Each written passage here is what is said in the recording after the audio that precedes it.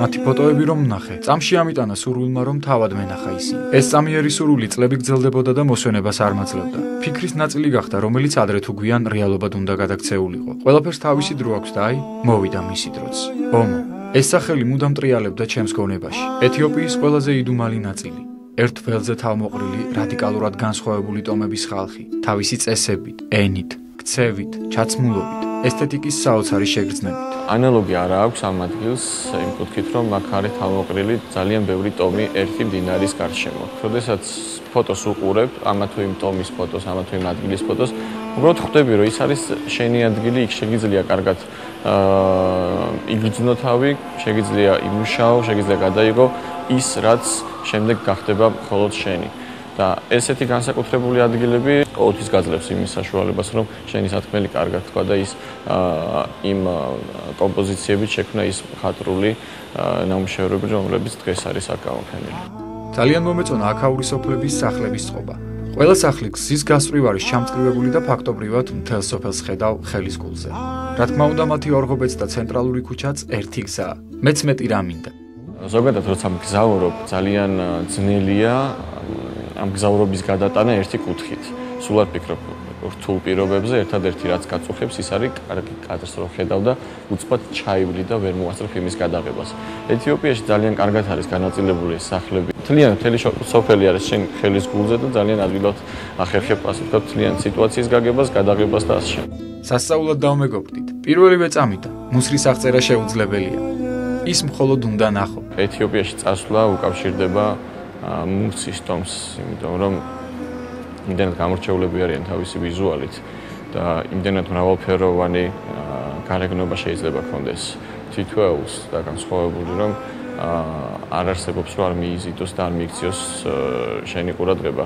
სწორედ მუსის ტომით დამაინტერესა ამ ომოსველმა და აღმოჩნდა, რომ იმ ტერიტორიაზე არა მარტო მურსი, არამედ კიდევ დაახლოებით 10 ტომი იყო, რომლებიც ერთმანეთისგან რადიკალურად განსხვავდებიან.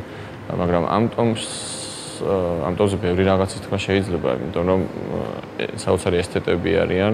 როდესაც შედიხარ პირველად, აგიქონენ როგორც ტურისტს და ცდილობენ რომ რაღაცა სარგებელი ნახონ შენგან და როდესაც რჩები მე რამდენიმე დღის მანძილზე მათთან ერთად ატარებ დროს სრულიად ცვლიან დამოკიდებულებას და რაღაცა ახლობლურ ურთიერთობაში გადადის, რომელიც მე ძალიან ძვირფასი, ძალიან საინტერესო ხდება.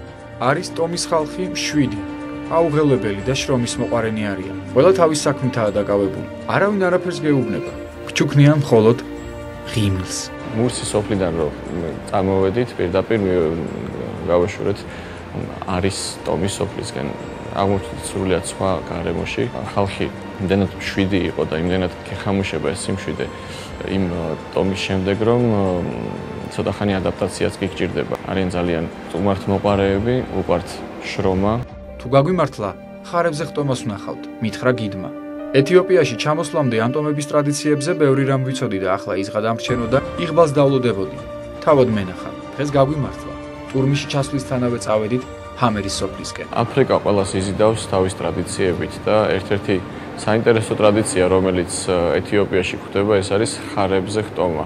სხეულის მოხატვით განთქმულებმა თავისი სახელი გაამართლეს. ჩემს თვალწინ საკუთარ სხეულზე შექმნეს სხვადასხვა ბუნებრივი ორნამენტი და კმაყოფილები თავმომწონედ მიყურებდნენ. თუ გინდა გაიცნო და კონტაქტში ადვილად შეხვიდე, მისი ნათქვამი უნდა გაიმეორო იდენტური ინტონაციით. თავიდან გაოცებული სახით გიყურებს. გონია კაროს ენაზე თქვი. მერე კი ეცინება, ხვდება რომ ეხუმრები. განსაკუთრებული მოლოდინი მქონდა კაროს ტომთან შეხვედრის, რადგან საოცრად გრაფიკულები არიან, შემიძლია ესე დავახასიათო. როდესაც შეხვალთ ამ ტომში, განსაკუთრებით მაშინ, როდესაც ტურისტს დაინახავენ, უყვართ თავის წარმოჩენა და ზუსტად რამდენიმე წუთში ერთი ადამიანი შეიძლება გარდაიქმნას რაღაც ხელოვნების ნიმუშად, იმდენად კარგად აქვთ გამჯდარი ეს ორნამენტის ხელოვნება. ძალიან ემოციური.